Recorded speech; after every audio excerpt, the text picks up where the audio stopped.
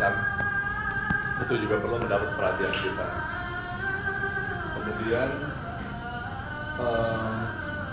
saya ada pertanyaan juga sih Pak Reza, mungkin agak teknis ya. Kalau dari tahun-tahun sebelumnya kan PWF ini sudah terlibat ya di ajangnya WWF setiap 3 tahunan itu. Ini yang kedua. Oh, ini yang kedua. WWF itu baru terbentuk WWF ke-9 di Dakar. Oh, I see. Jadi kalau yang di Dakar itu sebelumnya kontribusinya seperti apa? Apakah ada pengaruh perubahan kebijakan dari masukan yang dari PWF? Ada di Dakar, Senegal ada, tapi ada juga yang enggak. Sekarang itu kan presidennya aktivis air yang hukum itu. Oh, I see. Ya, tapi nanti panjang nih saya masuk kayak di perang air di Cochabamba, Bolivia.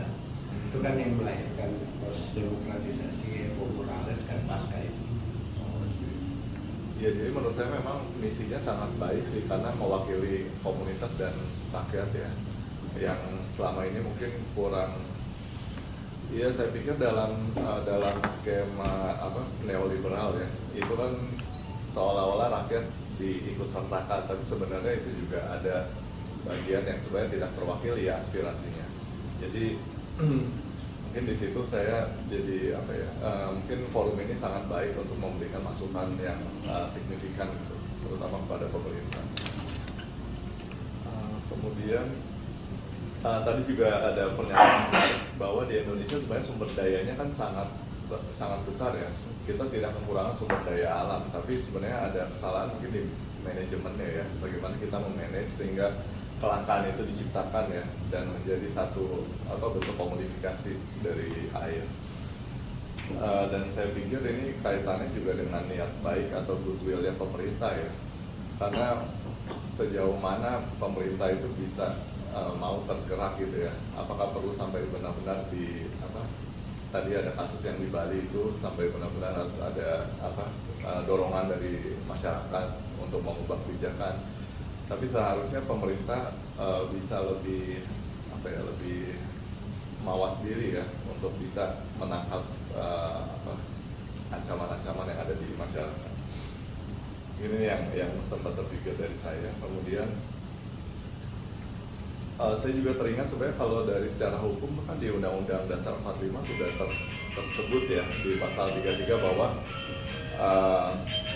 dikelola untuk besar-besarnya untuk kepentingan rakyat ya.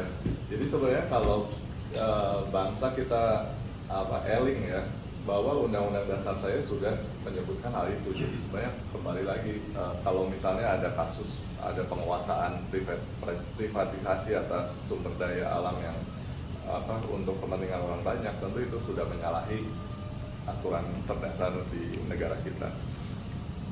Kemudian kalau dalam agama Buddha memang air suci, kalau dari NSI sendiri ya, kita gunakan air itu dalam ibadah kita di altar ya, kita ada satu persembahan air. Jadi untuk penggunaannya sebenarnya bisa air apa saja ya. Cuma memang kalau kita ingin mempersembahkan satu hal yang suci di dalam agama kita, tentu adalah air yang terbaik itu. Jadi selama ini sih kita gunakan air minum ya biasanya. Tapi tentu kalau kita mengacu pada air suci, berarti kan air yang bersih ya.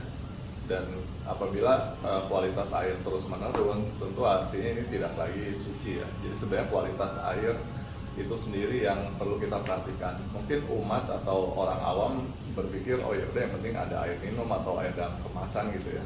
Jadi saya pikir ini juga berkaitan dengan kesadaran kita yang secara umum perlu digugah juga gitu, bahwa ada penurunan kualitas. Kemudian umat juga perlu ada satu kesadaran bahwa ya walaupun kita masih punya air minum ya, air dalam kemasan atau air pump gitu yang dimasak, tapi untuk jangka panjang tentu ini satu hal yang perlu mendapat perhatian dari kita semua, sehingga nggak cuma misalnya segelintir orang di sini gitu misalnya ya, tapi umat juga perlu dapat pemahaman tentang itu, karena saya pikir masih banyak kalangan umum yang abai karena tidak tahu ya, karena ketidaktahuan.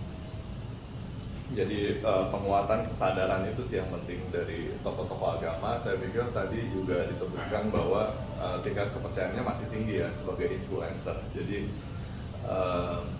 ya di sini kita bisa sama-sama menggerakkan atau menginformasikan kepada umat kita bahwa ada concern untuk air di negara kita. Dan tentu sebagai influencernya juga perlu punya pandangan yang benar ya tentang kondisi, kemudian tentang pemahaman yang baik juga gitu tentang situasinya, sehingga bisa menyampaikan pandangan yang benar juga kepada umat. Mungkin kurang lebih demikian yang dapat saya sampaikan. Terima kasih. Atau sebelum ini Pak Samanta kira-kira ada masukan nggak untuk WWF mungkin ya nanti ke depan dari tantangan ini? WWF itu di acara tanggal dari 20 sampai 23 di Bali. Jadi Mas Waisak. Ya, 23 itu ya Bali 23. Jadi itu ya acara nggak bisa terbuka gitu.